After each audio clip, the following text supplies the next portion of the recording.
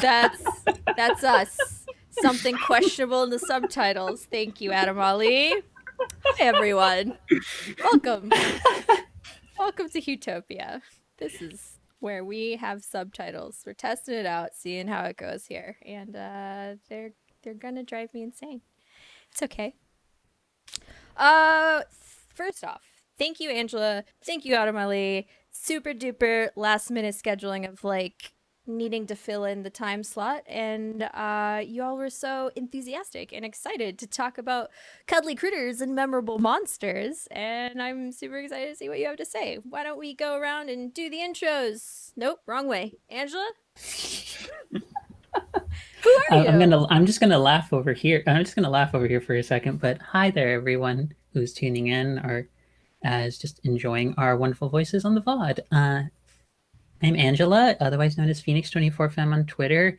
I am a TTRPG sort of streamer. I create different. I'm a world builder. I'm a poet and a writer for a few different spots, mostly Art for Ourselves, which is an all QT online media publication, as well as one half of a relationship podcast called Queerly Yours, which is my partner and I talking about uh, basically a lot of different key concepts in our relationship and just topics that matter to us as an interracial, both trans, polyamorous couple, which most of our advice just boils down to talk to your partner.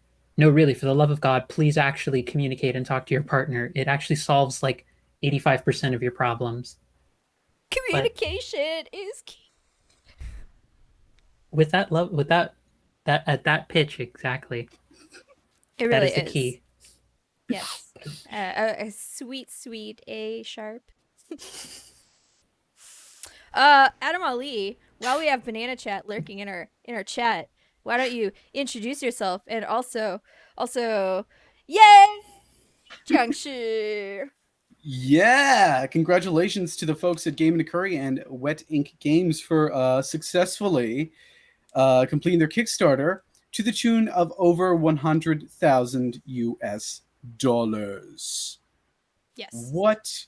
Obviously, Juncture are probably going to come up in this conversation because they're monsters, and this conversation is going to be about monsters, and it also exemplifies really how you can do monsters really well and why you might want them in your game. But anyways, moving on to who I am, that's a good question. My name is Adam Ali. Some people call me Werewolf or Wolf. You can call me any one of those three. Just do not call me Adam. My pronouns are he, him, and today I'm mostly just here as a last minute panelist. But you can find me as a panelist on the Critical Read series, talking both about Kindred of the East and Al Qadim on Asians Represent. The next one's going to be this Saturday. You can also find me playing a werewolf on Off the Table's Monster of the Week stream, The Burned Bunch. So I have some background in this. And I'm super excited. I'm a community organizer, convention organizer, a bit of a writer, a bit of a consultant, a bit of just a hype man for anything juncture related. As a lot of Twitter followers have found out today. Yeah, I mean, it's super important. You have your hype people in the very beginning of a Kickstarter and the very end. Like, those studies have shown those are the most biggest areas of opportunity for people to throw money at you. So, the Yeah. more genuine interest you show for things, the better it is. And being hype men and hype people is some of my favorite things to do. Jess is very good at it. We must also add, I don't feel like Animalia, I need to harp on that point very, very much. It's just proven time and time again. Jess is the beacon of organizational structure and hype. Someone might call them a burst of hope. That is all I wanted out of life. Thank you. Wish fulfillment done. Cut the Well, string. we can't actually go anywhere higher after that point in the panel, so I think we're all good, everybody. We've reached both pun and vocal perfection, so I think we're good. I mean, That's I yeah, plugged the thing I needed to, so yeah. that's fine. Yeah, so this one's a super casual one. We're not gonna be super professional about monsters because I wanna just bleed all over and have feelings about monsters. Do y'all wanna start out with the cuter side of monsters or the creation of monsters? Where would you like to go? Hmm. Very good question. Well, let's first touch on like what is a monster? Mm-hmm. Because I mean, if you're coming from D&D, a monster is just a thing that you fight. Um, which is like a valid take, I guess, in the tabletop sphere, because yeah, a lot of the things you fight tend to be monsters in a lot of games. That's not by accident. Often, when we're trying to determine, you know, what to fight, it is there is human, and then there is monster, and ne'er the two shall meet. The reality is a lot more complicated.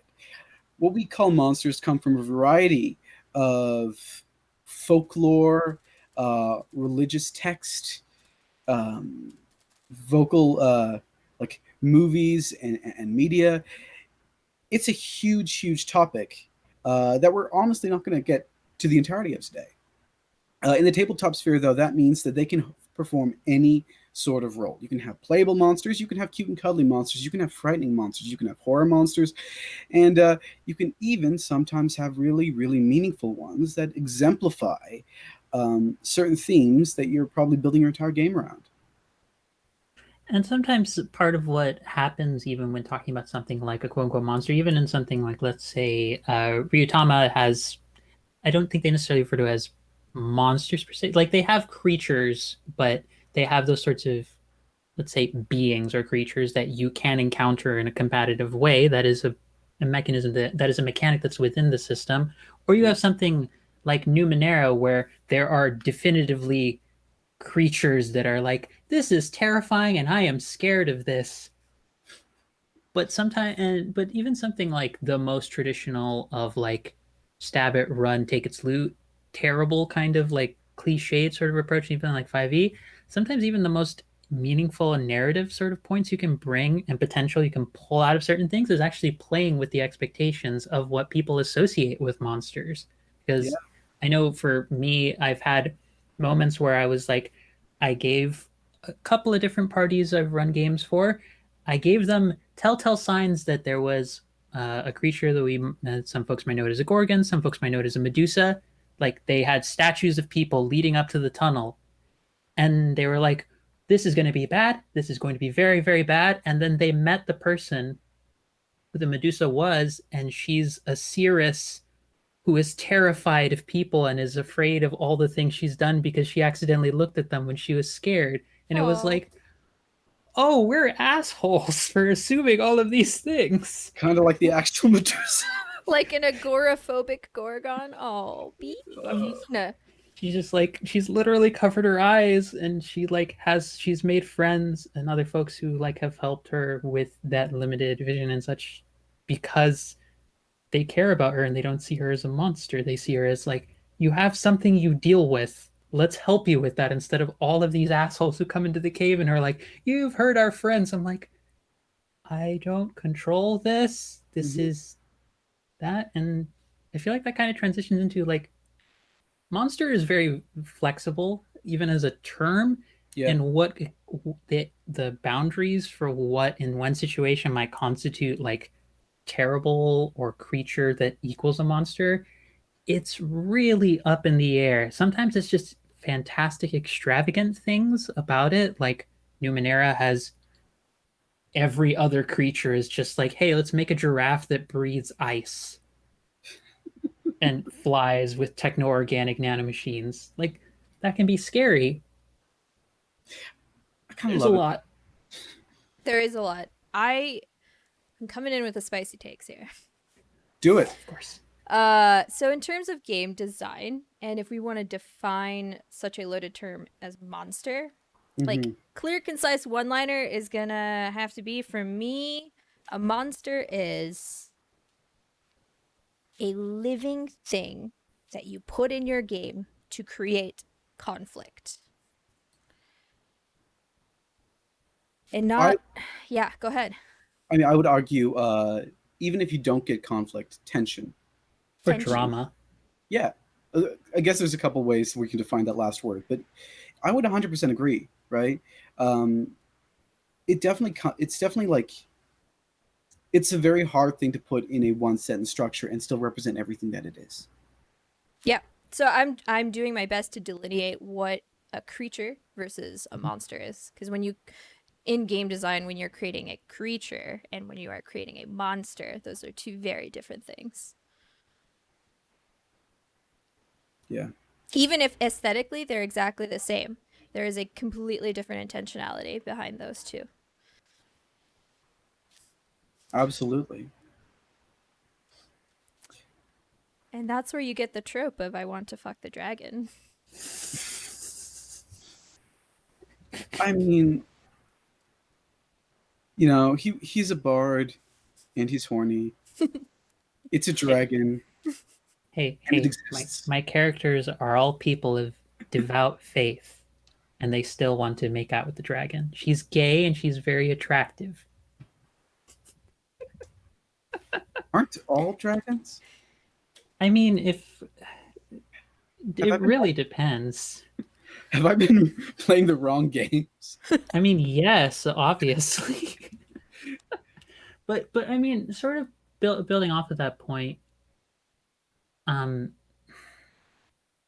yeah, because the only part of that that I might be hesitant is only because of how variable a term like creature, again, creature even just does that too, because it feels as though, because I think we've talked about this before, uh, Jess and I are like just between the three of us in other conversations in other circles, that the kinds of things, the kinds of themes and qualities that a quote unquote monster represents are often in stark contrast to like who all your players are or to who the driving, if not PC, is the driving force behind the world structure, because that's going, all of that is building off of the assumption that the driving force behind your world is, for lack of a better term, humanoid, or something that you're playing is you take on that kind of role. Even if it's not necessarily a human, if you're doing like Dragonkin, you're playing a turtle, if you're playing some other sort of creature that's bipedal or even quadrupedal. I see that face, Jess. I know exactly what you're thinking of when you say when I say playing a turtle. Yep, yep.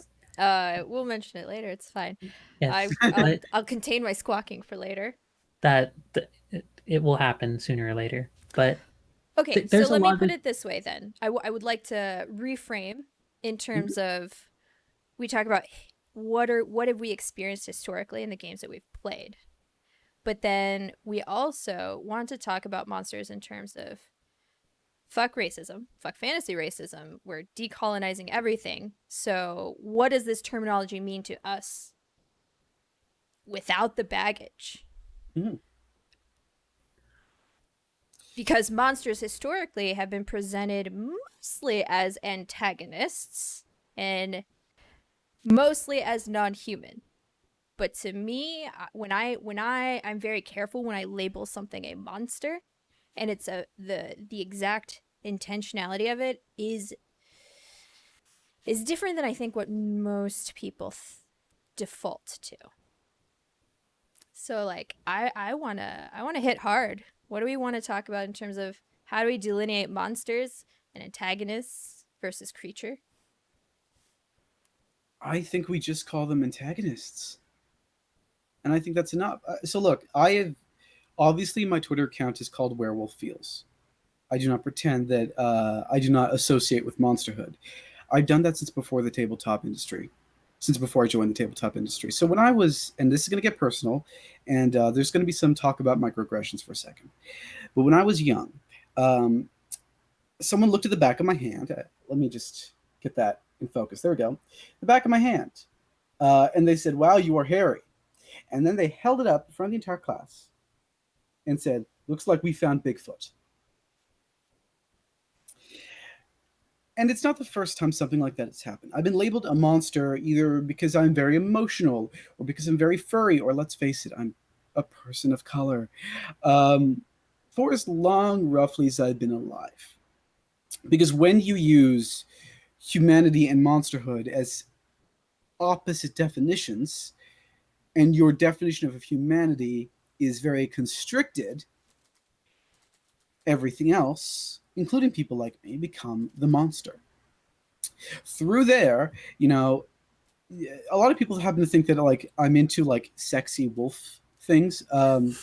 One, yes, but not like in a furry context. Nothing against furries. It's just not my thing. But the reason why I take on that term so well is because I resonate a lot with how wolves interact with one another. And I thought if I'm going to be a monster, I'm going to be okay with it. And I'm going to pick one that I like and claim ownership over it, which is, I think, what a lot of people of color end up doing. There's a reason why a lot of us like to play monsters, and not just people of color, but people from other marginalizations, because we've been labeled as them in our real day-to-day life. So when we see a creature that is forced to live out an existence where it is constantly beaten up by the protagonists, we resonate and we say these are misunderstood. And we develop cultures around them in game that end up floating their way out of game and becoming part of our identities. I play a werewolf on Off the Table. You can catch that every other Wednesday. The VOD for the first one is up right now, called Mikhail Abdullah, and he is very much a werewolf. And what a werewolf is something that we're still like in a bit of a talk about. But the fact is, he turns into a wolf. He's very emotional at times, and his playbook is literally called The Monstrous. When I first signed up to do that game, if you were accepted, what kind of character would you play? I said, there's a playbook called The Monstrous. I will play it as a werewolf. Because I knew I could best express my story and how I feel constricted often by the burden of a certain kind of humanity through that lens. Basically, what I'm saying is, I don't want anything labeled as a creature or monster when it's just an antagonist. Evil people can exist. When we call them monsters, we disassociate from them. So I'm a proud monster. I'm also a proud human. And Hell I think yeah. that does not mean I am anyone's antagonists, except for racists and homophobes, and actually, you know what?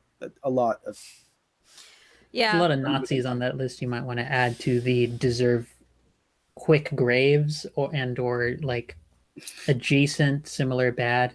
They belong in the bad place, is what we're They saying. do. They do. I don't. But this is actually a good point. I don't call them monsters because humans did what the Nazis did. That's true. That's true. And I think a lot of people, especially in the modern day, look at Nazism and they say, well, they were out of their heads or they were incalculably inhuman. I could never be like that. While in their day to day, acting out like average people during Nazi Germany did, and furthering racial religious tension that cause physical harm, if not death. Yeah, and I think that's true. I think it's why I've tended to just use creature more wholesale or just being as a more Mm-hmm. general term, and I don't like even as someone who still weekly for one game does like D&D stuff, I don't even try and necessarily do like I do creature I call them even in my own notes creature encounters as opposed to monster encounters because monster has just always summoned up as a term so many painful and difficult things because when I think of, let's say, physically, what summons up things like an antagonist or a villain, or the kinds of terms that for which we would then use a descriptor like monstrous. For me, a lot of the time, yes, I do think about race and trans issues related to it because those are some of the lenses that I feel my everyday life the most strongly. Mm-hmm. But the one I also think about a lot is disability, particularly madness. But when I think about just physically the whole realm of, let's say, one of my favorite kinds of realms of fiction in any media to get inspired off is things like cosmic horror, or like when you think about the body as a site, or what happens to the body or the mind in terms of evoking fear and such. Those play off of just physically creating quote unquote terrifying monsters by just kind of looking at a lot of disabled bodies and just being like that's quote unquote monstrous, and that's not because being that way is terrible in any way. It's just that's what the association of what monstrous and monsterdom or monsterhood oftentimes has. It has that attachment of either irredeemable moral like bleakness, or it has just an immediate association of this is less than or to be feared. And that sense of fear seems to be something that is stuck around it trails along, or it lingers like an echo a lot around considerations of what it means to talk about something as a monster. There's just so much about disability hanging there, so much obviously about all the isms, but for me it's always been thinking about that, like if you think about all the most terrifying creatures or villains that were just like beings that were not like quote unquote human, some of the most terrifying ones oftentimes evoke something about madness, and that's always, I guess, bothered me from a writing standpoint and been a challenge of like how do you make something that doesn't people don't comprehend readily without evoking that trope of like madness or monsterdom. It's very difficult because it also summons a lot of baggage with it. We're getting serious. I forgot to remind both the audience and you Yeah. two as we discuss these topics, and you're making me question a lot of things I know about monsters. To take care of yourselves, right? Take a breath, take a space, and love yourself. I say that. Oh yeah, I have a like a small speech about sometimes you just gotta click the Lex, and come back when it's VOD and you can watch it at your own leisure with like water or an aid of some sort. Um, and that's okay. Sometimes you can't come back because we're talking about some really heavy stuff, and we'll talk about lighter stuff too. We're not going to pretend like we aren't, because like we're ridiculous people. So, We are. Yeah. After but hearing both of you, like if I could step in real quick, of course, I'm curious from a game design or a game facilitating perspective, is the healthiest way? Have we evolved past the need to use the word monster? Like we as a noun form, is monster necessary? If we have most of our games often involve non-human races, whether they're playable or interactable by NPCs, we have to explore that concept of what is a monster if we live in a world that is not only human. I kind of wonder if there's ways where it's I think it still has relevance or still has value for how for indexing the kinds of things that people look at with fear. I think there's still something about stories because I've thought about this. I thought about a similar topic in regards to seeing a post that happened a little while ago that a few other design friends of color responded to, which was like this person didn't understand what was it like why someone would ever worship a particular being that was quote unquote all evil, and it's like, well, certain people's measure of evil is not unilateral all across the board. Like the kinds of people that are for like, and I'm saying this full disclosure as an ex-Catholic, like God was not. I loved God. God was a very valuable presence in my life from my understanding of faith and of God. Also terrible things done allegedly in the name of said being. Yeah. And I understand if certain people use that term as it's how you reference perhaps some of the most egregious things or qualities. Sometimes that's what it means. And also, uh, I think it's a very social and literary it has social and literary tool value to it because I think kind of the appeal of oftentimes cryptids and stuff like that, or even just urban legends, like if you think chupacabra or la lechuza, which for anyone who doesn't know what that is, that's the owl woman urban legend from Mexico. Like those have both social components to them, but also sometimes it's just wondering like how do we tell our stories from various ages and speak to the fears that we have.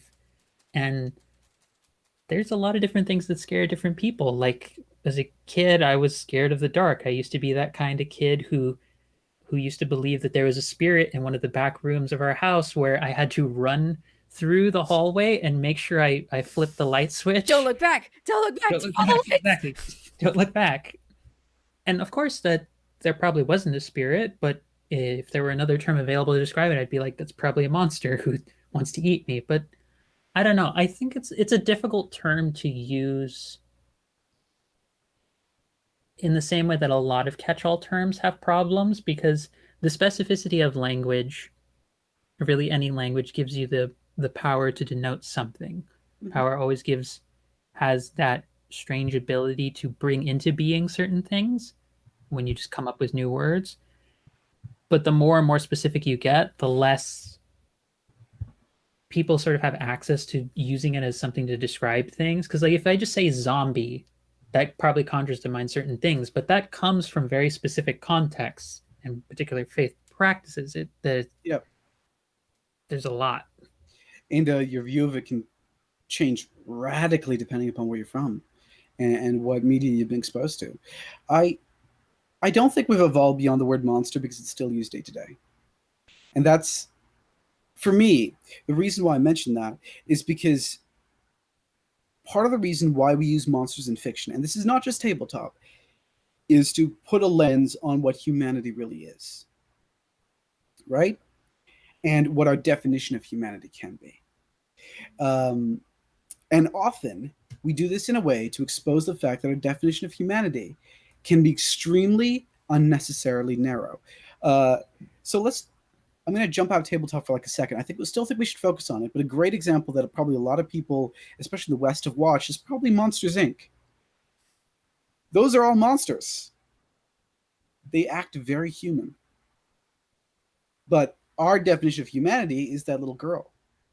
And it isn't until that little girl is constantly reminding like the monsters of their own humanity do they realize that even their own definition of monster and human was a bit too tight. Uh, Overall, like I think monsters have a great place in fiction, as they always have done. They're a good way to expose what humanity can be in its truest form, even when that is quote unquote evil. Plus, sometimes legit you want to explore worlds where the fantastical are possible, and what we call monsters are a quick way to do it. Obviously I've spent the entire day as a hype man for Junxia, but I'm going to mention Junxia uh, even more because the way it uses its monster. Junxia are Chinese body hopping vampires, roughly, that tend to drain qi. The way it uses those Junxia are to expose how our very narrow definitions in society can drain the literal life force out of families of color, out of the families who are immigrants, and out of just people. And how people, if they continue to be drained to that level, could in fact turn into their oppressors. It explains this beautifully in the form of its mechanics.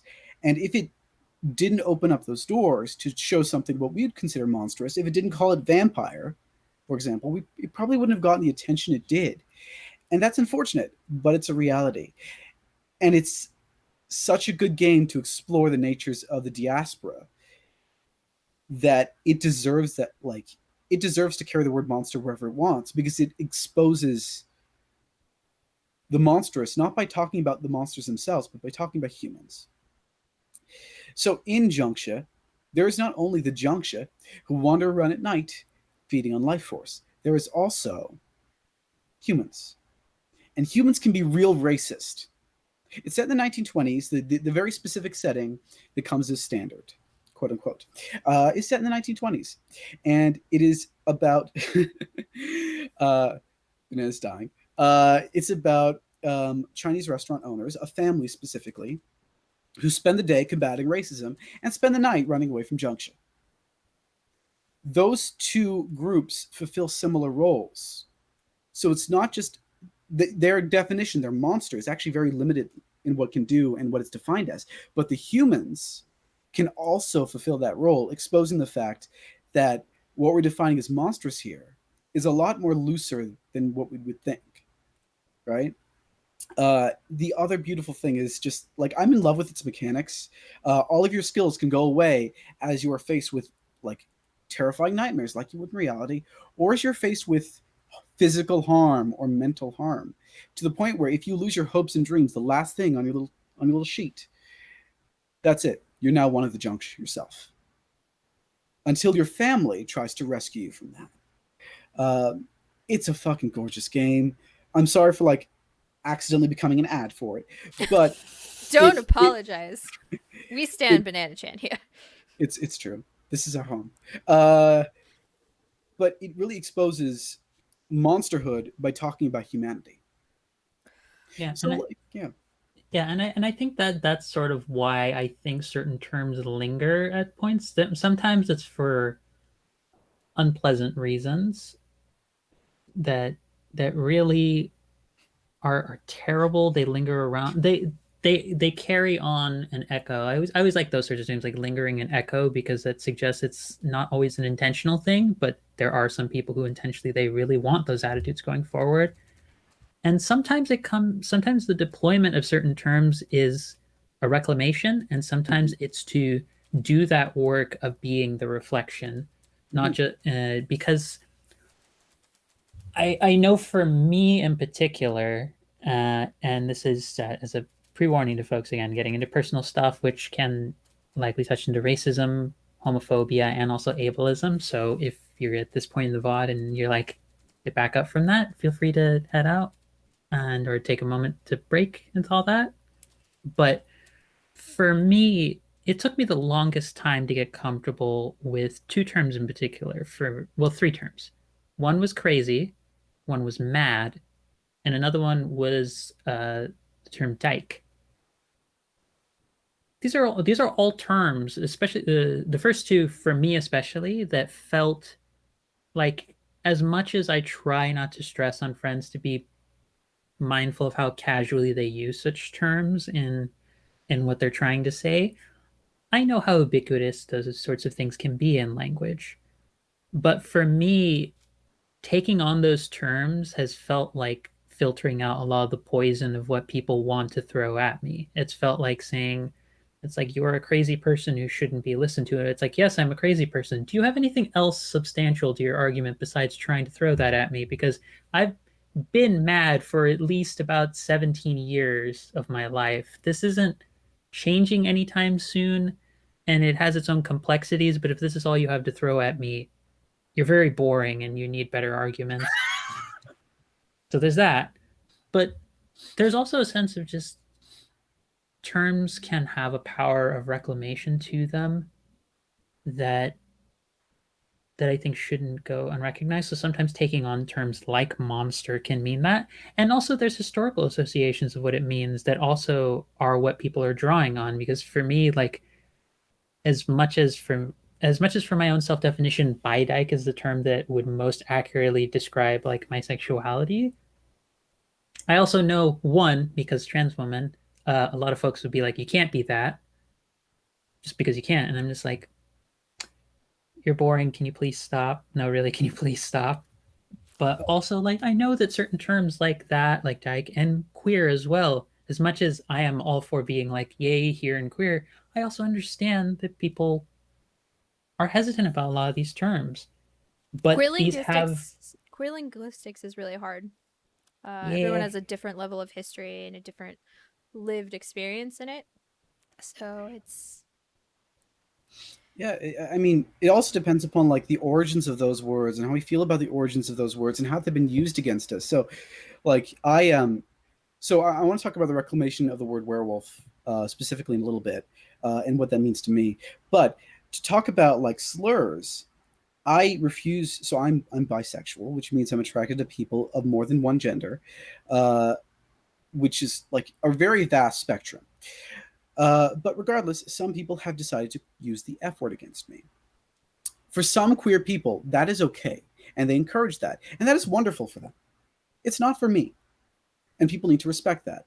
There's a thing about self identification here where terms can only be used when we give you permission to use them. Whereas the word bent, which is an English slur also meaning gay man, is something I am down for. Because to me, the definition of the word, which refers to not being straight, for being against society, or even just they're just different. I resonate hard with them. I'm also like half English. Um, so that also has an effect on it, where I'm claiming Englishness. But overall, it's just about self-identification. If someone does not give you permission to use something, then you can't use it. It's up for them to reclaim, not to you. So talking about werewolves, because let's face it, that's why y'all are here. Uh, I'm always ready. Werewolves, vampires, give it to me. oh, vampires. That's going to be an ages long conversation. But werewolves. So I decided to accept the word werewolf and say, that is the monster I join with, not because of what people often assume, the alpha beta bullshit, but because wolves themselves exist in family packs. And I'm a family guy. And it's really that simple, but it also reflects the fact, I'm quite emotional at times. Um, I'm furry, like literally, just I'm covered in it. And also the fact that I have been called inhuman, to the point where I feel often at times walking around that I am more animal than person. All of that together says, no, the word werewolf is perfect because I want to build a pack around myself, a pack where people are welcome, a pack where we are family. So boom, werewolf. It's perfect. And a lot of queer people, a lot of people of color, I cannot speak for genderqueer people, but a lot of them too, I've seen personally, have defined themselves as monsters for similar reasons, because humanity, the narrow concept of humanity that we go with, has been so narrowed down as to not identify with the vast majority of humanity. So, give up humanity. Why not be a cryptid instead? And that's where that meme comes from. Overall, I think, yeah, there's two types of stories, I think, is what we're getting to here, where there is the reclamation story, like I play off the table, where I'm a werewolf that has a husband and practices a religion and is very, very human. There is also the nightmare, the what is humanity when it can be defined as these monsters so easily as well, like you see in Junction. There's multiple storylines to tell. The problem is those storylines are often eclipsed by others that instead just focus on human good, monster bad, nothing in the between. It's a good question. It might be more applicable to like answer, or give our thoughts on it now rather than queuing it up. Yeah, actually, for those on the VOD who are not able to see the question, so the statement is coming from Plant Reality. The concept of monstrousness is always constructed of the imposed meaning, external, social, abstract, and the observed meaning, internal, personal, material. Some uses of monstrousness aim to interrogate one or the other. How do you clarify, especially with your players, which of those your game adopts and which it interrogates? I think for me, I would say that really depends on the system in some ways, because Mm-hmm. for Monster Hearts, I feel like a lot of the work has already been done in that one, and I think that is a system that run carefully and time taking put in good careful time being put into it gets at the heart of a lot of different things of really trying to make explicitly clear in just its written material what we're touching on when we say something like monster. Because if you look at a lot of the playbooks for something like Monster Hearts 2, there's things like the ghosts, the fae, the infernal. These are all summoning tropes, even of a lot of the literary imagination that fit quote unquote monster archetypes. But also within its written material is like just mechanically, we're playing with themes. For me, my favorite playbook, because it's the only playbook I've ever tried, because I can't not play this playbook, is Ghost. The Ghost is written explicitly as you will be dealing with themes of codependency, of trauma, of loss. It's really hard to avoid grappling with that in a game of Monster Hearts. You can't not deal with that even just mechanically. So there's some elements of that that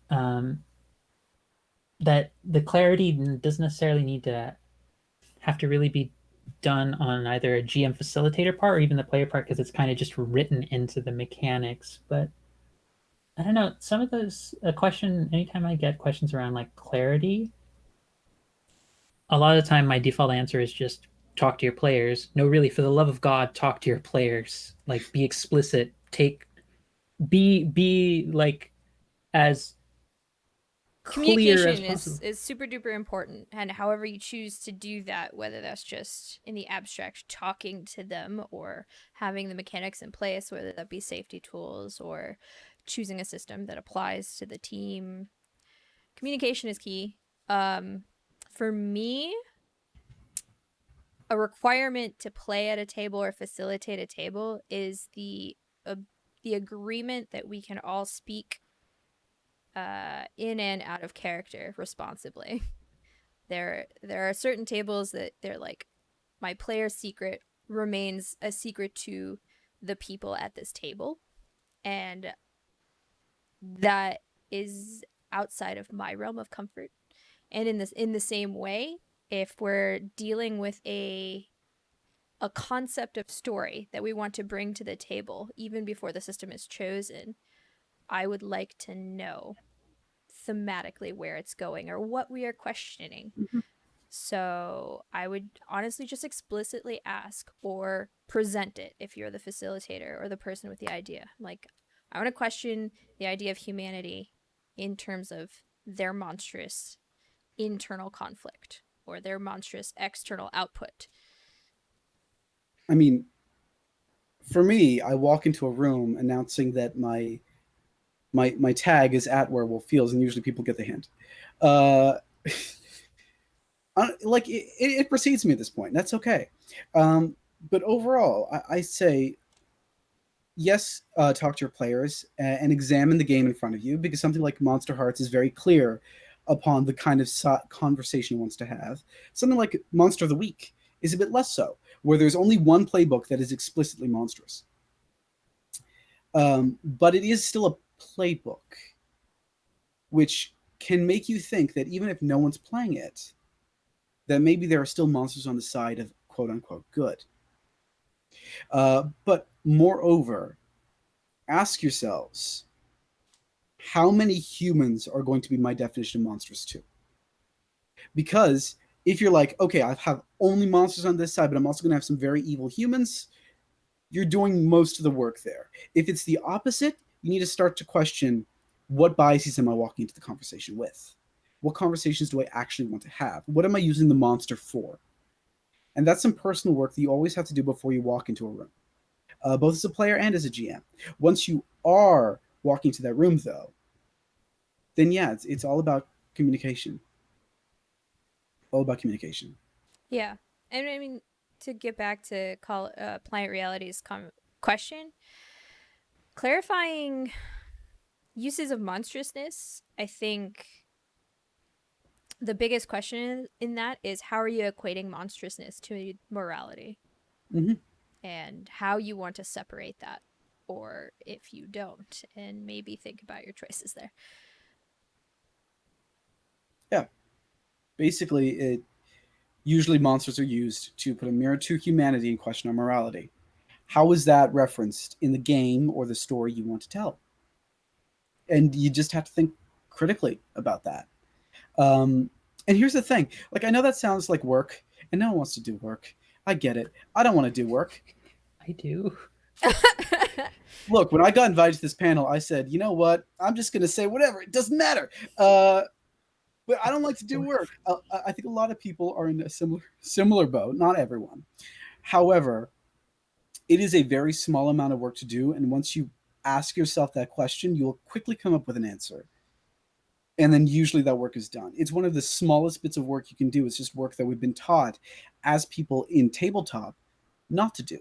And if you are coming from other sources of media, unless you've been involved in the creation of that media, you've also been told not to do it. Because if there's a zombie thing out there, the allegory's been provided for you. If there's a vampire thing out there, the allegory's been provided for you. You don't have to do that work. If you're going to tell a story like you are in tabletop, or, fiction, uh, then you do. And that's just a part about playing a game responsibly. I hate to break it to you. You can go in. You can go in metaphorically, guns ablazing, with just random hodgepodge creatures and beings who you are denotating as monsters. But you are understand you aren't just like, well, I didn't know any of this was going to happen. I'm like, well, that's the point. You chose to accept that as a consequence of not paying attention to what you are doing because fact of the matter is there's always an agenda happening. Yeah. And that's not to be like everything quote unquote is political, but also kind of everything is always political in a way, which is unfortunate, but that's just you don't get to no one gets to exist outside of history. Yeah. You don't do that. And because of that, you have to deal with that. Sometimes, yeah, if we're in agreement that this is just wish fulfillment or any of that kind of stuff, maybe, and if you're very clear with friends, like if you're a very specific group, but even then, like you have to understand, even stuff like power fantasies, wish fulfillment, those rest on baseline things that have to be satisfied, and some of that might involve really terrible themes of like domination, colonialism, racism, all those sorts of things. So if you're playing with that kind of stuff, like you have to understand you're always working with dangerous loaded material. You have to be careful around that. And Wow, we're that's having a just heavy conversation. Thank you, little red dot, for following. oh Welcome. hi there, Red Dot. Okay, so I'm not gonna lie. 45 minutes ago, I went into this conversation when I've been working nonstop all day today, trying to prep for things, so I didn't prep for this panel. I went into it thinking monsters can be humans. Adam Ali made very poignant thoughts, and I'm like, okay, humans can be monstrous. But now, what makes a monster? And I think I'm still leaning towards my original point in the concept that a monster in game provides conflict. And I mean conflict in the most neutral way possible. Like there is something presented before you that is not your own, for good or for bad. Yeah. Yep. I mean, I don't disagree. I I would, but we only have a certain amount of time. I'm just Okay, no, so no. go back to the title then. What makes a monster memorable? And do you have any that you've GM'd, facilitated, or experienced as a player? I think assumptions are what a lot of the times make it because when I think about certain because I'm coming at this very much full disclosure from like a 5e context where even when I make creatures, I always make it either thematically interesting, ability wise interesting, because I also, full disclosure, am like a fan of things like the Devil May Cry series where like there's not a lot of depth to this story. There is actually a surprising amount of depth to the characterization of some of the characters if you are willing to be patient and look at them, but that whole slash and hack and slash like cool like action RPG slashing kind of game style kind of has to rest on a buy-in of like you kind of ignore some of the fact that these monsters have personalities and agency and existence with depth because you want to do the cool splody thing. That's part of the buy-in for the game, unfortunately. Yeah. But I think part of the memorable part is just assumptions about what you bring in about a creature half the time. Like I remember running. I still run actually because they haven't finished him off because he chooses not to die. Vampire necromancer who was like this person they encountered first session, no, like fourth session they encountered him, and he's just a recurring threat, and they got more and more a sense of who he was, where you could he was still a terrible person Mm-hmm. but they had depth, and sometimes the way you like get a like making memorable is like we're not so different kind of divide. That's a good narrative trick. Sometimes it's like no, they're still a terrible person, but they're not just like amorphous creature. I displace all of my societal biases and hatred and structural bigotry stand in to unleash terror on. But I don't know. I think it's assumptions for me. It's hard to answer that question because when I think critters, a lot of the time it's just I don't know. They're small, they're cute, and they some of them could probably crush me and still kill me, but I find them adorable I because they're mean, sweet and they choose not to crush me. yeah, as I think one of my internet friends who I've had the pleasure of meeting in public, Mendez would say, they are puppy. Uh, Very puppy. So, yeah. like, that's the trick, right? That was the whole point of this title. Cuddly Mhm. critters can be memorable monsters and vice versa. They are a puppy. Everyone's like, thank you, Mendez. They are a puppy. Like I'm just here to hype up my friends. Yeah, absolutely. I think what makes a memorable monster for me is the tension they are creating. Because I do agree with Jess. I realize, Angela, you do not, but I do agree with Jess that they exist to create some form of tension. From that viewpoint, which I guarantee is still a limited viewpoint because I am human and therefore limited. From that viewpoint, you have to ask, okay, if I'm playing a game where there's only monsters, where's the tension coming from? And for me, that's usually it's the tension between what we are observing as humanity versus what is permissible as a monster and the interplay therein. So an example of this would be Vampire the Masquerade. In Vampire the Masquerade, in reality, you don't interact with humans much. Like in a lot of games, they become practically a resource and nothing else. Now that's not a great thing.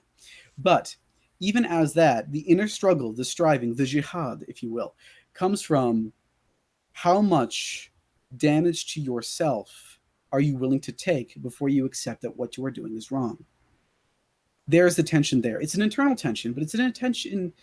It's a tension nonetheless. In earlier editions of Vampire, it got kind of removed because it became a bit more of a power fantasy. In the fifth edition, it's very tightened by the nature of hunger, which has replaced blood points.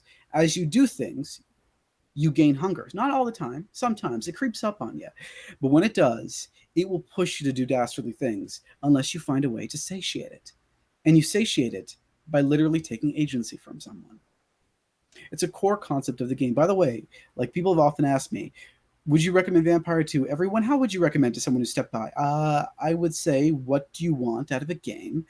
Are you willing to explore these topics and will they cause you harm? Because if like my even opening up the conversation depends a lot upon your answers to those questions, right? Yeah. But Vampire really reflects the fact that even in a game where the vast majority of you are monsters and you are in a monstrous world interacting with monstrous people, there is still tension there because now we're using it to explore our own themes of humanity and our own themes of taking agency from someone is not something just limited to vampires because we are resonating with it as we are playing this out as the quote unquote monster. And we need to balance that with our human identification. Valid. Mariam is talking a lot about jihad. I apologize, Mariam. I use the term the way I am on purpose, but this is probably not the place for it. So I'm gonna stop. No worries. I, Yeah, you make a good point with the vampires. I love vampires in my fiction, but I learned when I started playing some vampiric systems, I'm like, well, I need a certain framing for this. It's one thing to say, hey, this is a system about playing the monster, versus like, this is a system where you're playing the monster, both externally and internally. And I was like, ooh, ooh. Angela, sorry, I cut you off. oh no. I was just gonna add on to another point that it's like no, I only disagree with just for to provide conflict. I am in fact the monster in this situation. But no, I think the only reason that I say like I think I just would have just made it just a broader like drama or conflict is because like I don't inherently think that that means doing that means you're gonna like go the like combative route with it like because I'm thinking of every film. There might have only been a couple of these films ever done in the US, but like where there's like the baby who gets lost and the whole family is trying to find them and the baby is just causing chaos by like going through a construction yard. I'm just imagining that but with like a cute puppy stand-in and it's like in certain respects that is the being who drives conflict in that whole scenario is that they are driven all of the drama and everything pushing this story forward is finding out why this chaos being is going that direction. But they're not like malevolent. There's not an inherent moral judgment per se to them. It's just they're the instigator. And Yeah. I think maybe sometimes that might be where the critter element goes in, where there's just a sense of like sometimes we're just trying our hardest not to necessarily make this about like slay them or like involve violence. Sometimes it's just about this is a strange creature or this is a chaos being. I'm gonna stick by that statement of chaos being as a descriptor, as sometimes I think that fits for a critter. Chaos bean. Mo, because there are two Morgans in chat right now. Mo, I have never had a puppy that is 2 pounds. I don't prescribe to those kinds of puppies. My I puppies mean, are much thicker. I enjoy. I mean, look at me. Big but dogs. but yeah, I tend to enjoy the bigger dogs too. Rue, you're murdering us. Love it. We need to stay functioning, Rue. Damn it. Thick Yeah. pup. Chowder, this isn't Yeah. the place or the time. Yeah, I'm okay. So real quick aside, because half of my reason to have this stream was to test different captionings, and I'm like, for a while now, web captioner doesn't do it for me. So yeah, cool. I'm glad it's working for you, Shy Magpie, and the other people who have mentioned it, because I also have audio processing issues, and Mhm. captions are great. They're just a needed thing.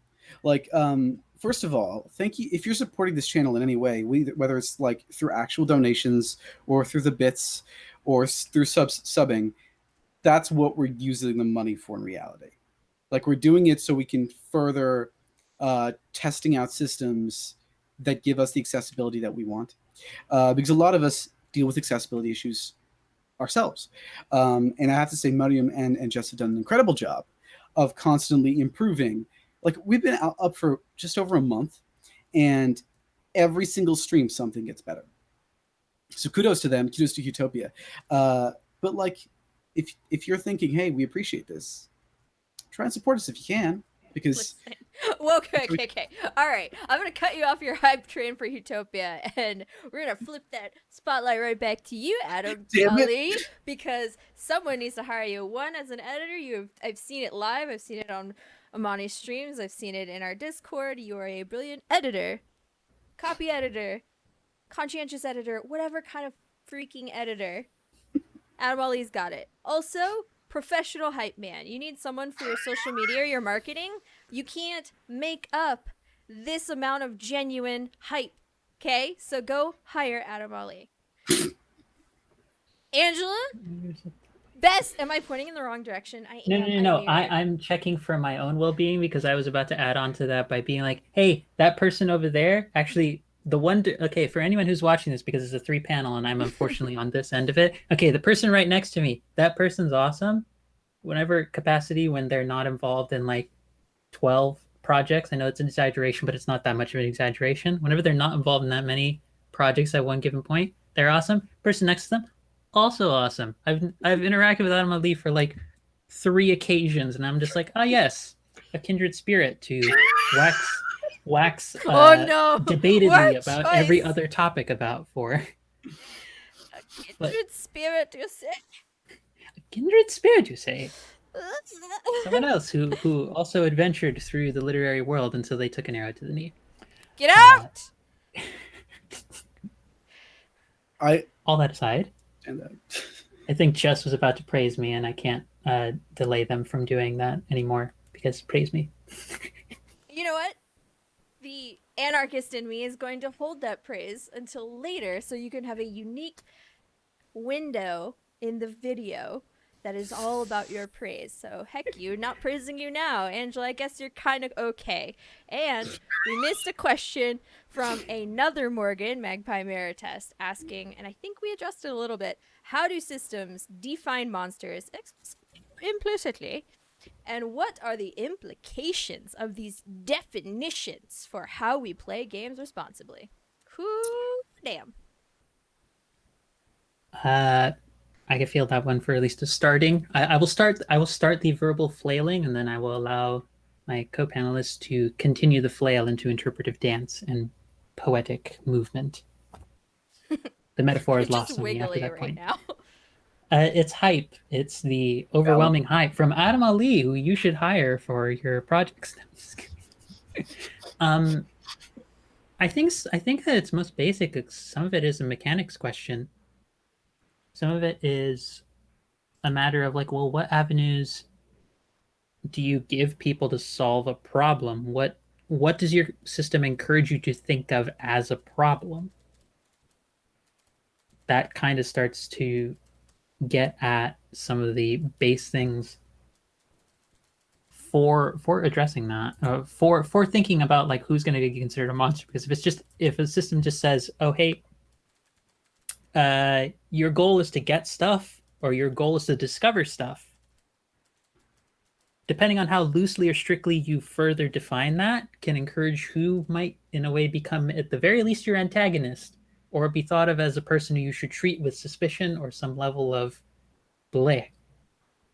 Not even like immorality or anything else, just like I don't like this person because they get in my way. But yeah, Yeah. mechanics. Yeah, right. We're coming to a point where the games that have come out in the past 5 years are incredibly, like, significantly more dynamic and have a lot of variety relative to the mechanics, how they apply those mechanics, and what narrative they're trying to tell. So I'm curious, and more curious as time goes on how unique monsters can be portrayed. Right, like we're finally getting to the point where we get to explore monsters outside of the Eurocentric perspective, which is so exciting. I cannot Give me wait. a Gumiho somewhere. Uh, the Jinn. Mm-hmm. They're not really monsters, but I actually do want to talk about them for a little bit. But first, to talk about that question that we got just for like a little bit longer. Basically, there is no singular definition, and that's the worst part about it.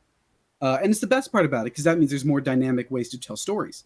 But it also means it's been used in harmful and or limited ways. For every praise I've given to Junxia, I could talk about how Chinese vampires were absolutely massacred in Kindred of the East, and how it is like God, I've never seen Jess's soul leave their body so quickly. I don't know if my soul's in my body anymore. I'm like I don't want to talk about it for any longer than I already have, but I will say this: the amount of appropriation in it is terrible.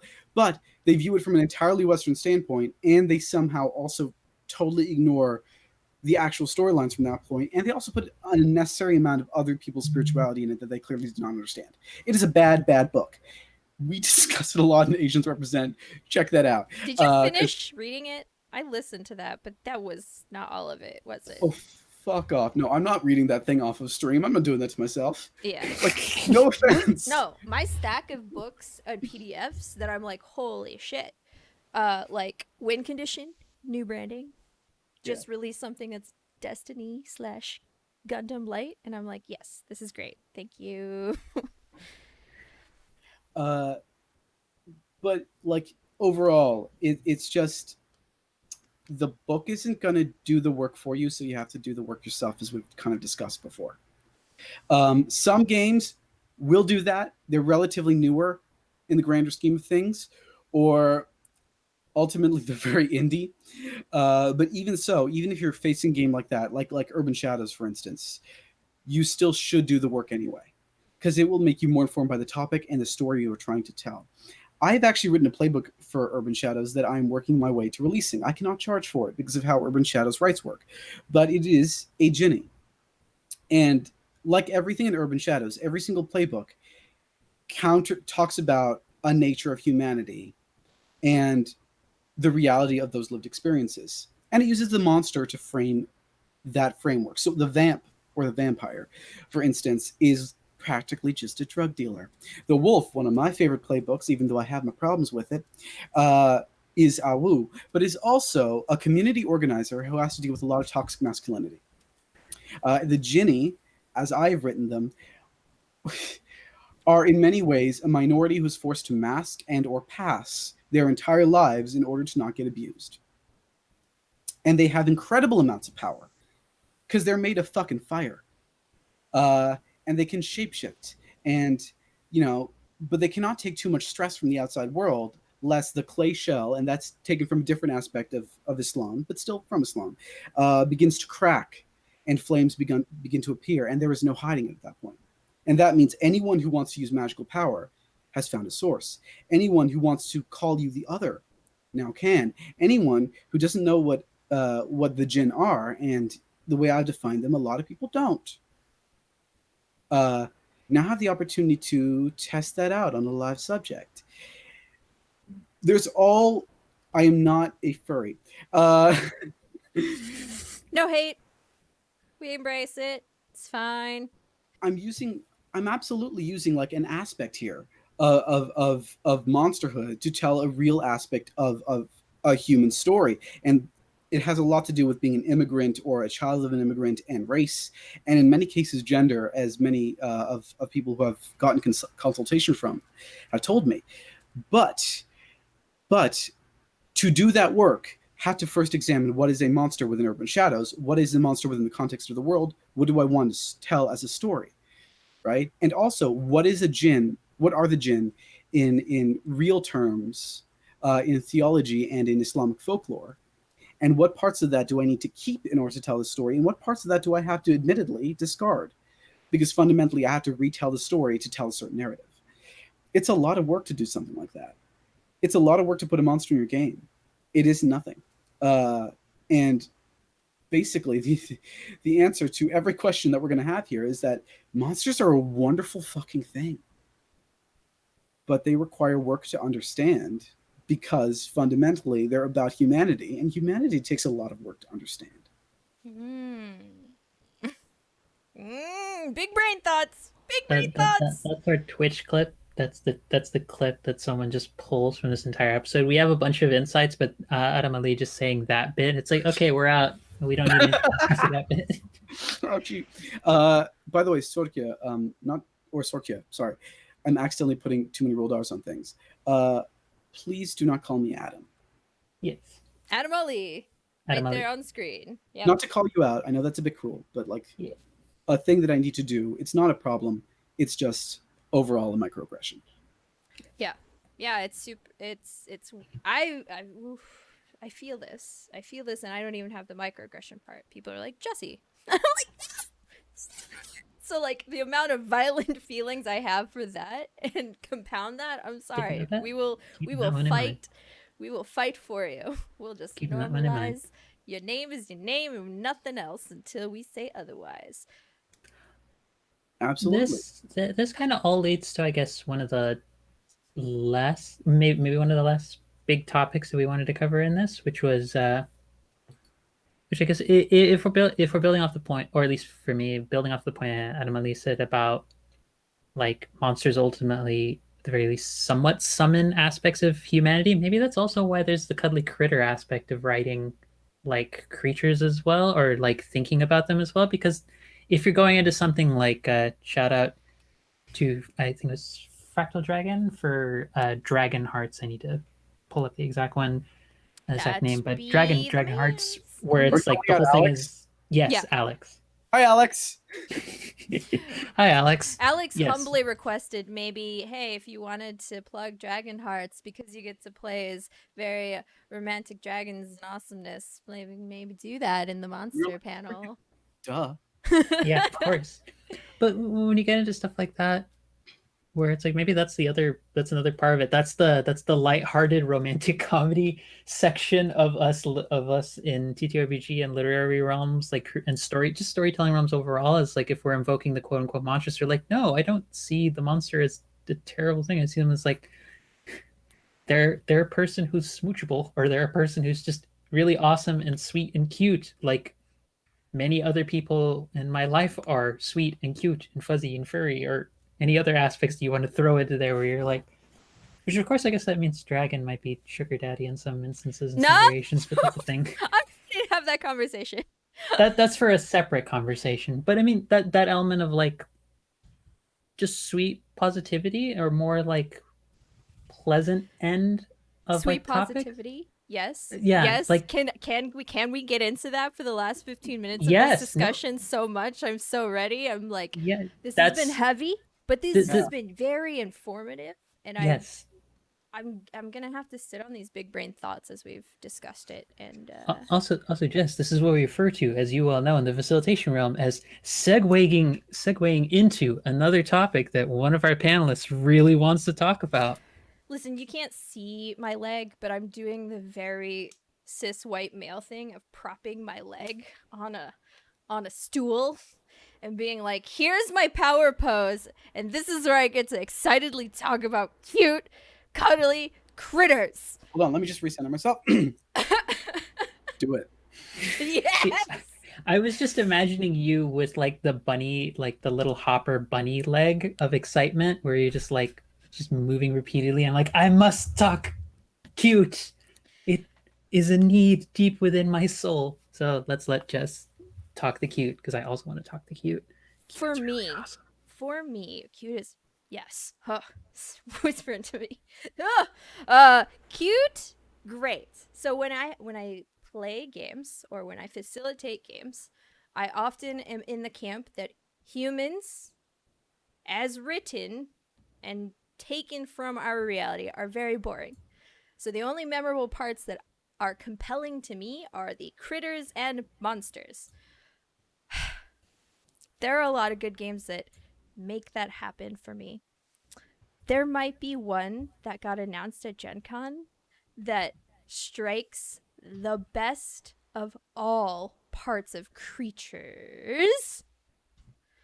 I have a bias. Monica Games just announced that they're partnering up with some really cool people that have a board game called Tidal Blades. And then they announced, hey, we're going to port that into Cypher System. And here's some art.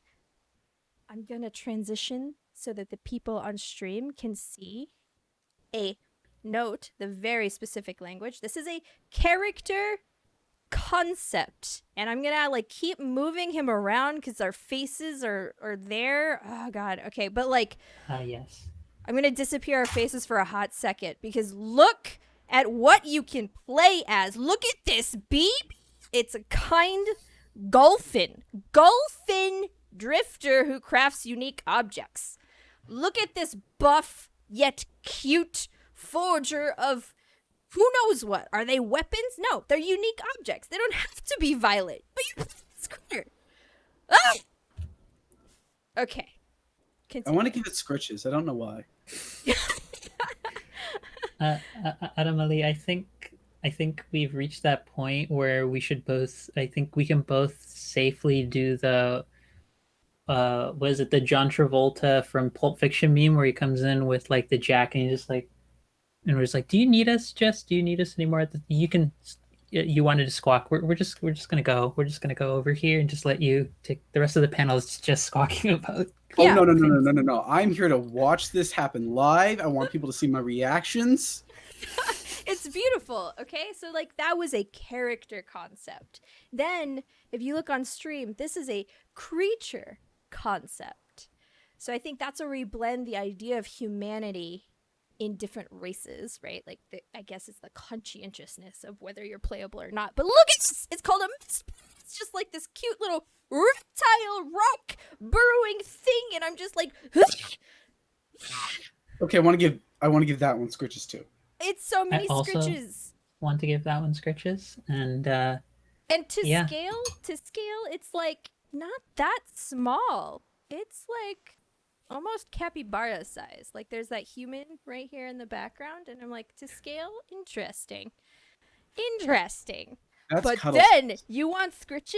I'll give you scritches. Another creature concept, you have a feral versus a tamed drake. Drake, I'm intrigued by the name, and I'm curious, like, how much of this was already laid out lore from the board game, and how much of it these are artists and Monica Games doing their thing. Tell me you want to give that guy scritches. I want to give both of them scritches, which is my fundamental problem as a human being. Yeah. I see wild animals and I'm like, I support you, friend. Which is not normal.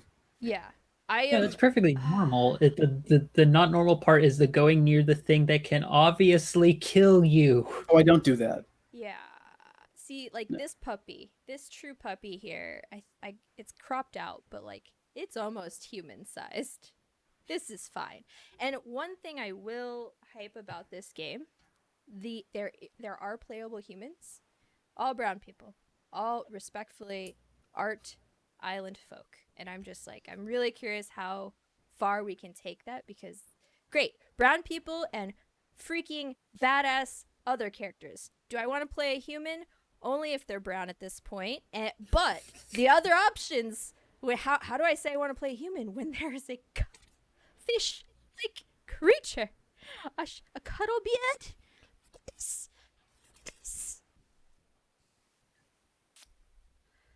Creatures and critters are so important. Like the meme is real, right? When we talk about you offer just an innocuous, like, here's a dog passing by you on the trail while you're walking by, and everyone's like, familiar, Mhm. obviously, because we're so tired of how shitty humans can be, which kind of swoops back into that question we had from another person in chat, and why we want to protect things that are more pure than humans, aka cuddly critters. I Uh, mean, uh, go ahead. I also noticed I might be having one of those like, oh no, if I go in this thought, I'll go 3,000 places things. But Mm-hmm.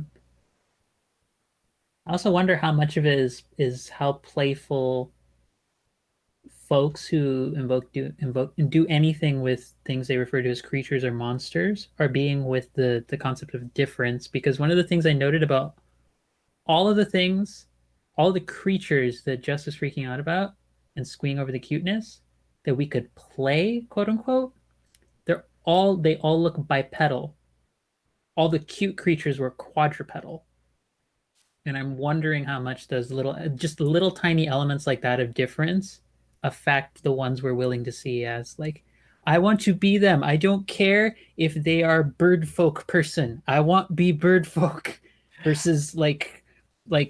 that. I don't care that they're giant.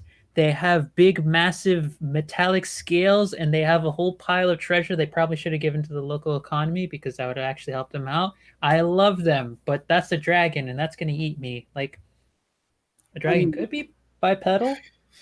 yeah. I mean, that's the thing. When you play a dragon, you're usually playing as a bipedal creature. I mean, so these are adorable, and we should mention that. And I don't actually think there's any harm here in the playable being bipedal and the cuddleable.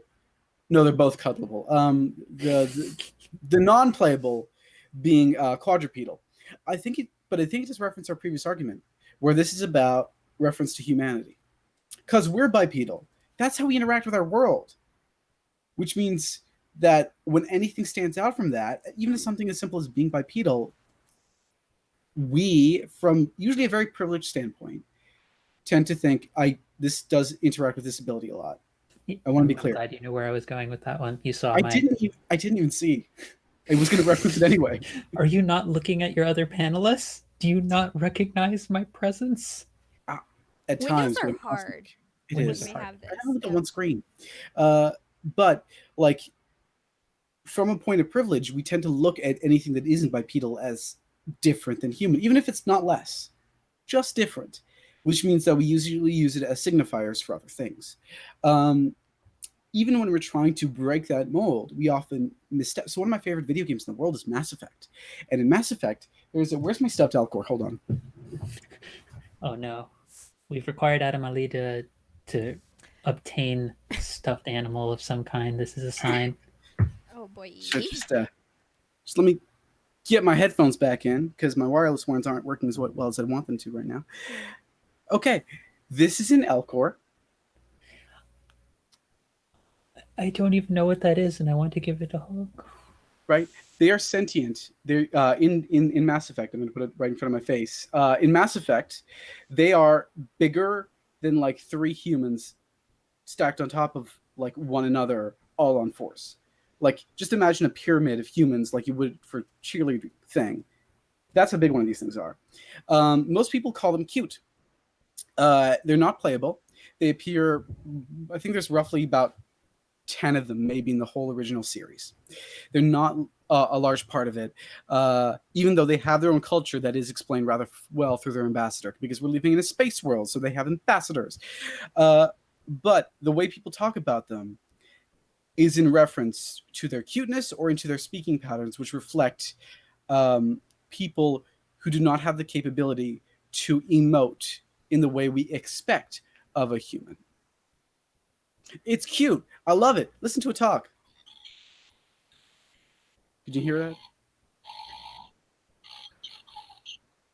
You're so cute. They're adorable. And to be fair, like there's a whole thing. I'm so sorry. There's a whole thing where you hear that there's they have created they've decided to make an all Elcor cast of Macbeth, or is it Hamlet? One of the Shakespeares. One of the dark Shakespeares. And like that's a thing that ends up appears in so much fucking fan fiction. But its signifiers are to remind us that this thing is not human, that they are Elcor. And those signifiers are taken from signifiers that actual humans experience in the real day-to-day life. So even when you're exploring the cuteness angle, and even if, like, I don't personally think having a bipedal creature as a creature is a true, like a quadrupedal creature as a creature is a true overarching problem, you still have to be consciously aware of it. Because otherwise you might find them falling into traps. Now for the Elcor, I don't find them doing that very often because they still find other ways to emote. They always open up with their emotions, and they're very emotional creatures. They're never like, I do not have emotions when I talk to you. But they express that before because they express that through scent. And they're like really cool, both from a racial standpoint and how they interact with other species. But those signifiers are there.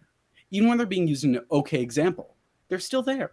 And we should still acknowledge them. And I'm glad you brought up the quadrupedal point. Because yeah, I am dying over these freaking adorable animals. They're so cute. They're so goddamn cute. I saw this when Jess showed it to us before, and I was dying of cuteness then, and I'm dying of cuteness now. I'm not going to have functioning after this. This one is called an Ouroboros, and it literally has toasty buns, and it's like it's incubating eggs, for crying out loud. Like it's Just a huge ass Why? lizard, and yet still Hashtag is did it. adorable.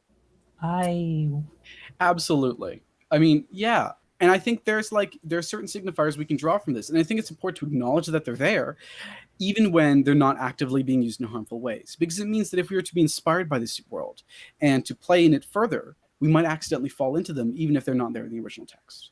That's why that's important. Overall, though, I'm just really glad that we can talk about cuddly creatures now, because one of my favorite things about the whole werewolf thing is just how much I like cuddles.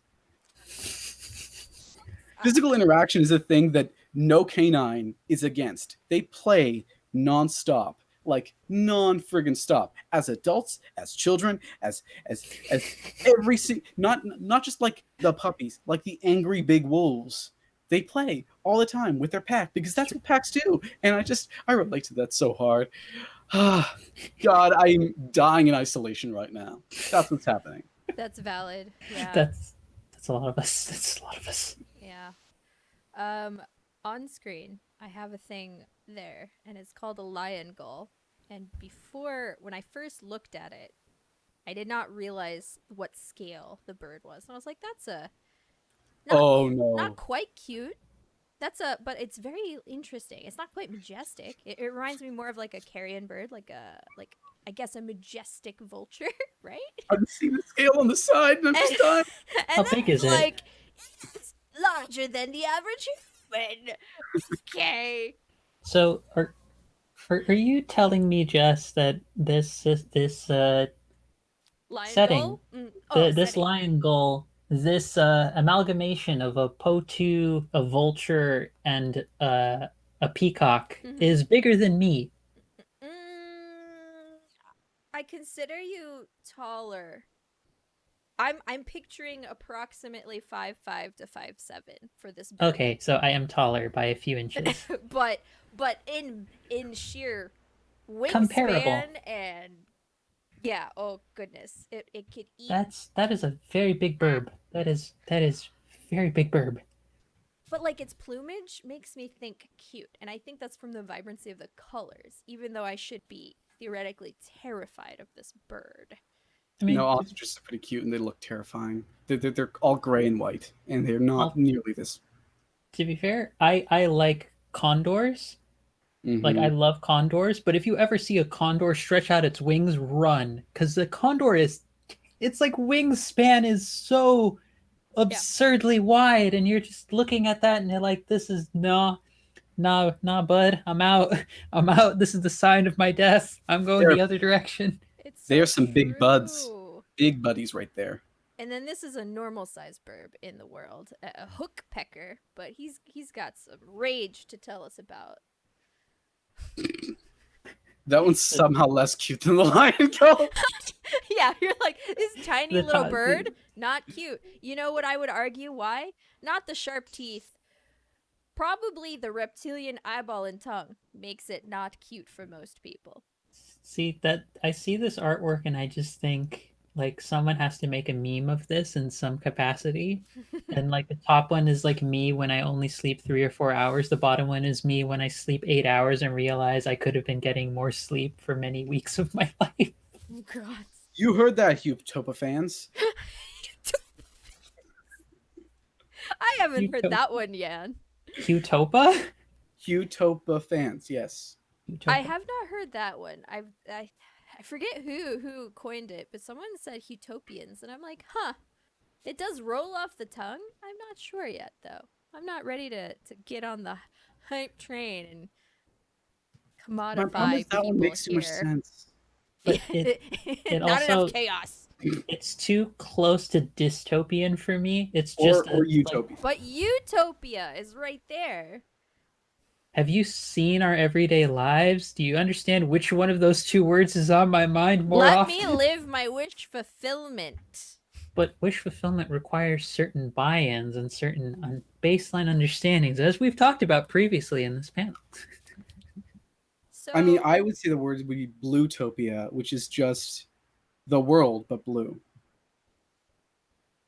I don't know if I do. I want to imagine Jess as blue. That'd be we're not getting to blue people because that's too close to the movie that I do not talk about because it's yeah. the worst. I saw that movie 3 times. Ah, I saw it Tune in in for a 3D. next big panel all about aliens. Oh, there's okay. We We don't have time. We do we not don't have time. have time. Not now because we have been going as a Turtle time check bud! for almost- Can play a turtle bud. Actually, I think there's 2 types of turtle buds, and this one, I just want it to hug me. A brash turtle coral guard who brandishes a shell shield. He looks like the kind of character that a sitcom would write as you like a schoolyard bully, but in actuality is just your really sweet, enjoyable friend who gets you like coffee and sweets when you're like having a low day. They are clearly puppy to me. They are puppy. I think you posted in the Zoom chat the one last question, which is to me, easy clap, easy answer. I don't have Zoom open. Acadian Rhythm has asked, why do you think every human culture throughout history has invented monsters and folktales of creatures that would cause them harm? Easy peasy. As I lost our videos. That was Yeah, I was about to say. I know. It's because I was stressing trying to find the Zoom chat, and then the Zoom decided to minimize. Will it help if I just turn it on and off again? No, it didn't. Okay, give me a second here. Well, so long as you can hear our disembodied voices, I think we're okay. It's true. I mean, y'all thought that this wasn't about us getting consumed by the void? That was the entire purpose of this panel. That and to test out the closed captioning. Hey, I've talked about enjoying being a ghost. Now I have. Oh no, Jess, you robbed me of my ghostdom. Why have you done this? Oh, I mean, we can take you away. Let me Yeah. guess, you were the first. Yeah. Oh, yes, you were the first. That's perfect. Yeah, there. We're back. Beep, Truly, boop, we have beep, obtained boop. control. My answer, simple and clean.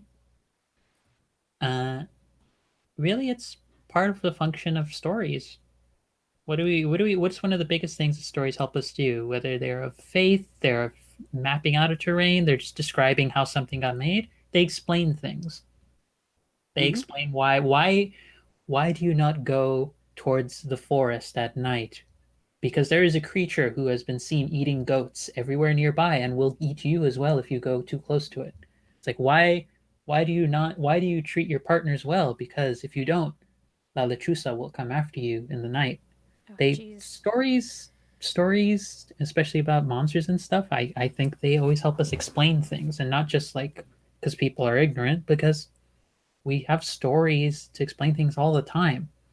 That's what every story does. It helps explain. It helps give meaning to something that is significant to us. Yeah. monsters exist to help us come to terms with humanity, our nature of humanity, to teach us about the world, and to explain important stories through allegory. The jinn exist. They were taken from pre-Islamic folklore. They're not exclusively Islamic, but the jinn exist as a reminder that we are not alone, and there are things we cannot always see. So good. God, Sorry. Godzilla, one of the most classic archetypal, like big kaiju-esque monsters. Also an allegory, has Mhm. huge allegorical content to its origins. And depending That on where you're from, that allegory can change. exactly like It's always some there. like just last note for all of that. Like Lalachusa, depending on who you talk to, some people are like she is a terrifying beast that goes and swipes down someone in the middle of the night. Other interpretations of her story, they paint her as a woman who was in a relationship with a man who treated her badly, and so her spirit lingered on in an almost tragic element, taking vengeance on men who cheated on their wife. Depending on where you go, that story shifts. And that's also the power and the danger of a story, is that it shifts and has so much impact that's variable because of that. Also, Lalachusa's badass idea. I might be playing a character inspired by her greatly soon, so Oh my goodness, that's so I'm cool. so excited. We've all just been plugging left, right, and center, and I don't think anyone's noticed. No. Oh yeah. No. No, we've I done mean, so subtly. I knew 100% I wouldn't have to put your handles on stream, but I did promise Angela that I would loop back to a specific section of this video where we hype you up and dedicate that time. And you are not allowed to shrink when I talk about you. I need you Up. to be Shit, loud I hit and my proud. desk. No crap, I hit my own desk. God damn it. Please be careful. I can't even do the bit without ruining my own be joke. safe. Make good choices here, Angela. If you You're asking me to make good choices? lovely Chat's viewers, demanding that we hype you up, Angela. Oh, Yeah. damn it. if for Oh, some no, wait. reason you Banana have Chan has not declared it, therefore it must be rule. done, if you in chat have not met Angela, have not gotten the wonderful experience to play in a game that Angela facilitates, or just play in a game with Angela to begin with, you should rectify that at your earliest convenience. If you need music of any environmental variety for your campaign, for your stream, I encourage you to go check out Anino's channel. As he streams, his intro and outro is implemented, created, composed by the brilliance that is Angela. And if you ever get the privilege to be Angela's friend, she is one of the most considerate and thoughtful people who naturally embodies being able to point out things that are highlights of your personality. It's just like getting a virtual audible hug every time I get to talk with Angela. Pay Angela to do things. Wait, your audio slightly went down a little bit for me, the quality of it. Is that just on my end, or is that were you able to hear them talking, Adam Ali? I can hear you. I heard a lot of what Jess said, and I agree with all of it. But it was a bit like a bit. They were saying, sorry, Jess, you were saying it a bit like you were underwater. Yes, that's a good way of putting it. No, I didn't do anything to my audio. And now I cannot hear you at all. Okay. I'm getting levels. Oh no. Yeah, Banana Chan, to be fair, that's something I probably need to do with other people. Also, I need to play a game with you. Is it unrelated to your comment? That's just also. Can you hear me now? Yes. Yes, there we go. So I heard about the first third of what that hype was. Were there subtitles? Were those coming in? They were, but I was trying to like do my usual focus and like listen in intently and make sure it wasn't just my end, because I had a connectivity issue for a second on just my phone, but then I remembered I have Ethernet, so that wouldn't be affecting it.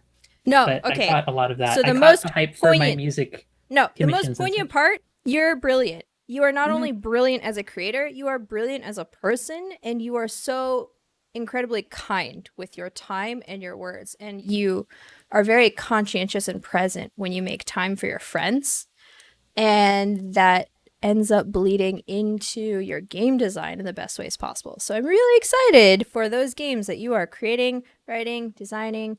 I still want to play Numenera, bring back your Erwin campaign, just saying. Yeah, I gotta do that. I was sad that I had to discontinue it, but I will find some capacity to bring it back. And yeah, I that might be a good.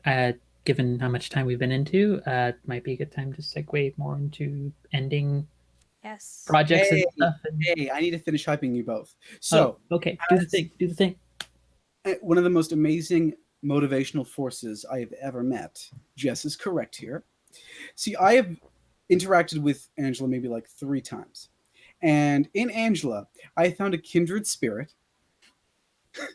who I immediately find extremely cool and want to interact with more, which is why like we've jived so well in this very small time amount of time we've had to create this panel and the time we've had on this panel. So clearly, Angela not only needs to be in more things, but you, dear viewer, need to be in more things with Angela. Also, like people are saying hashtag game with everyone. Yeah, do you know how many people legitimately think they have gamed with me when they have not? What? I'm calling half of my friends out. They're like, I was in a game with you, right? No, we met at a convention once, and apparently we're friends now. That's how this has worked. Hmm. So, like, even if you think you've gamed with someone before, you probably haven't gamed with them again. Um, that's all. I think this. I think it's about time to wrap up. But before we do, I hope you're still taking care of yourselves, dear viewer. I hope that if you're whether you're watching this on VOD or you're watching this live, that you are being responsible in the stories you tell, and you're being thoughtful about how you tell them. And if you've learned nothing else from this, it's that you should support Huetopia and Juncture, and you should do so now. And, Not even anything not about even monsters. financially, right? So, like, financially, great. If you can, do it. Find the people, find your marginalized friends, and ask them how you can help. But I really believe in the idea that you need to be as genuine with your energy as you can be. If you believe in someone's creative powers, then use your voice to be excited about what they're doing.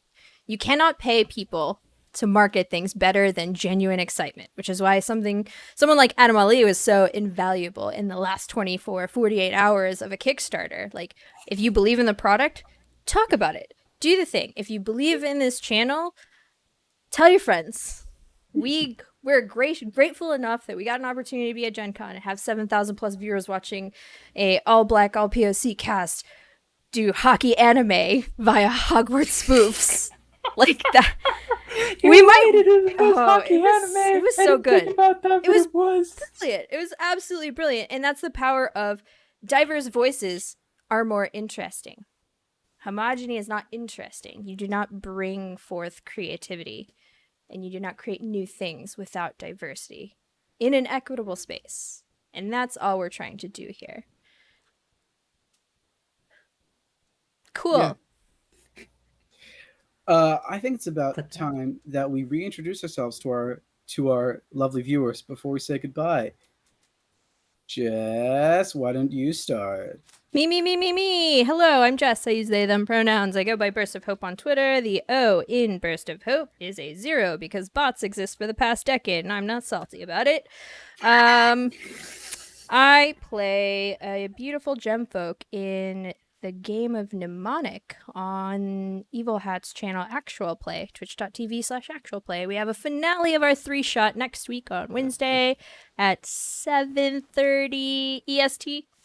If you haven't heard about Mnemonic, you should, because it's going live on Kickstarter on Saturday. Beyond that, I'm here, mostly behind the screens, because I don't think I need to be on screen most of the time. I'm here to train and help uplift more voices, more faces. But thanks for having me.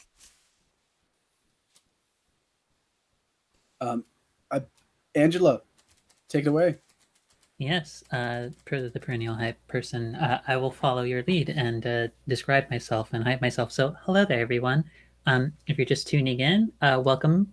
I applaud your awkward timing, but also I'm Angela. Give you a quick rundown. I'm Bolivian Mexican American trans woman of color, disabled writer, poet, budding game designer, and such. Because I have a thing that I'm working on that I'll talk about in a sec. But if you want to find me, the last Ryutama game that I'd be involved with is happening Monday over on Welcome to the Party. There's 1 p.m. EST that's happening over there, where I'm playing polyamorous widow spring magic herbologist, who I just kind of refer to as just gay Link Widow. That's I don't think you need more description than that for that character. And also, next, stay tuned if you want to follow me on Twitter, Phoenix24Fem, where I will likely be retweeting and giving a shout out to what the next thing I'll be involved with, which will be happening next Thursday. Stay tuned for more details because I don't want to give all those details just yet. No. But also, if you want to find more of my writing, or if you'd like to commission me, you can find me through my Patreon or DMs through Twitter and such, or my email, which I think is also on my pinned tweet. Where on my Patreon, I have half of over 100. I think at last count, I'm at 137 poems, half of which are available for public viewing on my Patreon. The other half are patron exclusive ones, and also some setting details on my first homebrew world of Agni, which will be, for those who haven't been keeping track, coming back August 31st in a slightly new incarnation over on Heroes Without Limits, where I will be slowly, within the next few weeks, putting together a cast to run for that. And I have started to pull away almost all of the remaining 5e and D&D influences from it, so it's going more and more to be an entirely new setting, to my great joy. Names are hard. Names are really hard to come up with, everyone. Names are really hard. Yes. Mhm. But I think that covers everything outside of just also Queerly Yours podcast. We'll be releasing, I'm after this going to go record an episode and should be releasing it soon on emotional intimacy. Awesome. Very important during COVID. Well, I believe that is everyone. So thank you for joining. Yeah. Hey, hi person. Get your ass in the chair. Come on, Yes. come on. Get up. Come on, Get up. get it in there. Ow. Hi, my name is Adam Ali. Not Adam, but if you forget that, feel free to call me Werewolf or Wolf. I don't mind. I actually find it kind of fun. You can find me on the Twitter or most social media at Werewolf Feels. Currently, you can find me doing anything from community organizing to writing, and I'm always willing to help you out in a project, both as an editor and as a consultant for a lot of things, including safety and what is it, cultural communities.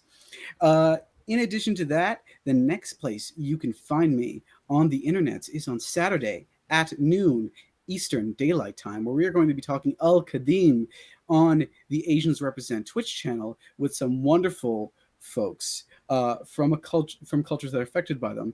Of the many folks, Mariam Ahmed is also in that, who's hiding in the chat, and you should support them as much as they're supporting me here. We're going to be talking about honor next, which is going to be a very tough subject. But if you're ready for it, feel free to join us. You could always use some friends. You can also find me playing Mikhail Abdullah on Off the Table for their short campaign of Monster of the Week called Burn Bunch. He is gay, he is Muslim, and he's a hell of a lot of fun. And I hope to see you in that chat soon enough.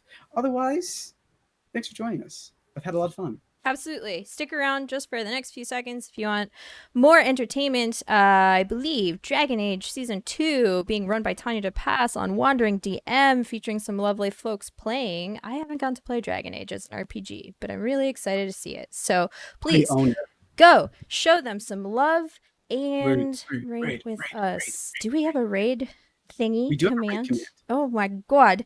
Well, type it in the chat. Frantically type it in the chat. We have a thing. We do. Oh, all those choo-choos. Do they copy paste correctly? Those choo-choos are rough. That's okay. All right. Say bye. Take care, everyone. Take care. Be safe. Make good choices. Loved having you all.